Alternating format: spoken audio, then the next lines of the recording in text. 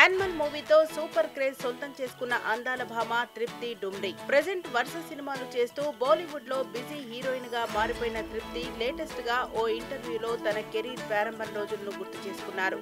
Acting ఏంటో కూడా తెలియకుండా ఇండస్ట్రీలో అడుగుపెట్టి తొలి రోజుల్లో ఇలా ఇబ్బంది పడ్డారని చెప్పుకొచ్చింది.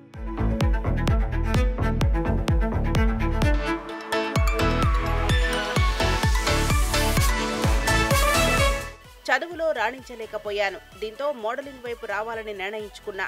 ఈ విషయం నా పేరెంట్స్ కి చెబితే వారు అంగీకరించలేదు. అయినా పట్టుదలతో అడుగుపెట్టాను.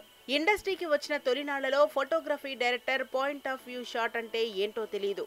అప్పటికే నేను నటనలో కనీసం ఓనమాలు కూడా నేర్చుకోలేదు. విభిన్నంగా ప్రయత్నించాలనుకున్నా. తోటి నటీనటులతో కలిసి ప్రతి సమావేశాన్ని చర్చించేదాన్ని. ఇండస్ట్రీకి వచ్చి సరైన నిర్ణయం తీసుకున్నానా అని ఎన్నోసార్లు ఆలోచించాను. లైలా మజ్ను సమయంలో సెట్స్ లో ప్రతిరోజు ఏడ్చేదాన్ని. వాళ్లు చెప్పే భాష నాకు అర్థమయ్యేది కాదు. ఇంటికెళ్లి పాత్ర డైలాగులు ప్రాక్టీస్ చేసేదాన్ని అంటూ కెరీర్ తొలినాళ్లను గుర్తు చేసుకుంది.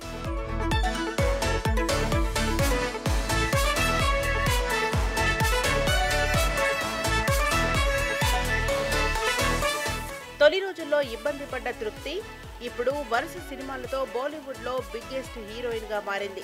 రీసెంట్ గా బ్యాడ్ న్యూస్ తో ప్రేక్షకుల ముందుకు వచ్చిన తృప్తి బిక్కీ విద్య కావోవాలా వీడియో, బూల్ బులయ్యా 3, ధడక్ 2 వంటి సినిమాలతో బిజీగా ఉంది.